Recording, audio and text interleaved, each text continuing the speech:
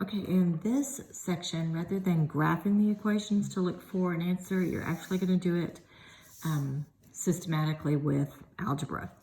So they have all these steps, which I think are really, really handy. So the first step says solve either one of the equations for one variable. If it's already in this form, you can skip that step. Okay, then you substitute one equation into the second, solve the equation back containing that one variable, then substitute it back into the third one, and then always check your work. Okay, so as I look at this equation, okay, here's an x plus y on the left and a 6, or here is just a y all by itself. So it says solve either of the equations for one variable. If one of the equations is already in this form, you can skip it.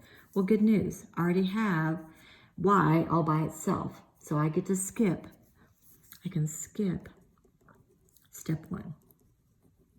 Okay, the second step says substitute that into the other equation. Okay, so all I'm going to do is everywhere there is this y, I can substitute that in. Okay, so this is equation 1, equation 2. Okay, so I'm going to say x plus, and then in that y spot equals 6. So x plus y, so in that y spot, I'm going to substitute in 2x. Okay, so now I've got x plus 2x equals 6. Well, that would be 3x's equals 6, divide by 3, x equals 2. Okay, so let's see. Here's step 2, where it says substitute in, solve the equation containing one variable. Okay, so here's my solution. Then it says back substitute the value found in the step 3 into either one of the original equations. So you could sit here and go eeny, meeny, miny, mo, catch tiger by his toe, if he hollers, make him pay, doesn't matter. I think the bottom one is lazier, so that's what I'm going to pick. So now I'm going to substitute it in. So step 4, I'm going to say y equals 2 times 2, because I've substituted in that value. So now I've got y equals 4. So what I think my answer is, and it's always answered as an ordered pair, your x, then your y. So my x was 2, and my y was 4. So I think my answer is 2, 4. But it says check the proposed solution in both of the system's equations. So I'm going to plug it into both. Okay, so for equation 1, okay, x is 2 plus y is 4. Does that equal 6? Yep. Okay. Now I'm going to plug it into equation 2. Okay, so y, so that's 4, equals 2 times x, which is 2. So 2 times 2 is 4. Does 4 equal 4? Yes. Okay, so there we go. Now let's look at a couple more samples. Okay, so here you go. So step 1 says, is one of the solutions, one of the variables already by itself? Well, we got lucky again because here's a y all by itself. So I can go ahead and do step 2. Step 2 is plug in 2x plus 7 everywhere there's a y in the other equation. Okay, so I've got 2x minus 3, and then I'm going to plug in equals negative 13.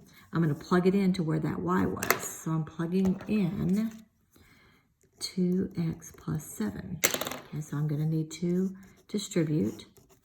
So I've got 2x minus 6x minus 21 equals negative 13. So that's negative 4x minus 21 equals negative 13. Add 21 to both sides.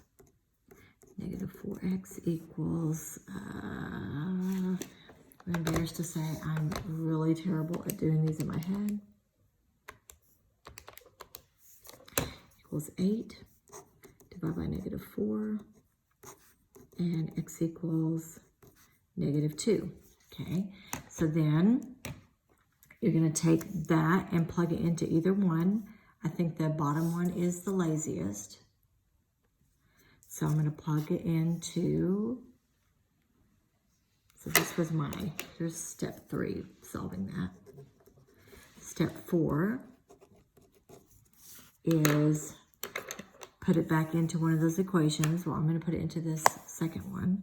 So y is going to equal 2x plus 7. So y equals 2 times the negative 2 that I found. Okay, so that's negative 4 and 3. So y equals 3. So I think my solution is 2 comma 3, or negative 2 comma 3. And the last step is to check. Okay, so if I plug those in, I would have in equation 1, 2 times negative 2 minus 3 times 3 equals negative 13. That's negative 4, that's negative 9. Yep, negative 13. So that's a yes. And equation 2, sorry guys, is y. Okay, so that's going to be 3 equals 2 times negative 2 plus 7. That's negative 4. Yep, so that one works also. Okay, so as soon as it works for both, then I can say, yes, this is my solution. All right, now this one is a little bit different because as I'm looking at these, neither one of them have the x or the y already by themselves. But I'm always going to try to find like the easiest route. So as I'm looking at that y, it doesn't have a coefficient. So I'm going to solve for this y. Okay, so out of equation 2, 2x minus y equals 1. I'm going to add y to both sides and subtract 1. So 2x equals 1 plus y. I'm going to subtract 1. So 2x minus 1 equals y. Okay, so this time I did have to do step 1. Okay, now everywhere there's a y in the opposite equation, I'm going to put in this 2x minus 1. Okay, so 4x minus 2, and then I'm going to put in 2x minus 1 equals 2. I'm going to distribute. So 4x, and then minus 4x, that's unfortunate. Then plus 2 equals 2. Okay, so this is weird. Okay, so 4x minus 4x, and I'm left with 2 equals 2. Okay, that's weird. Well, does 2 equal 2? Okay, so if that's a true answer, then what that is saying is it's saying that I actually have infinite solutions. In other words, these two equations would be not just parallel, but one line would lay right on top of the other line, okay? So if you get a situation where what you're left with is true, then that's infinite. If you get into a situation where you get something really weird, like 7 equals 13, I'm just pulling that out of thin air, then that is a no solution because those two lines would be running alongside each other. They'd be parallel. Therefore, they would never touch. They would never intersect. So they would not ever have a point that they collide. So that is no solution if you have that situation.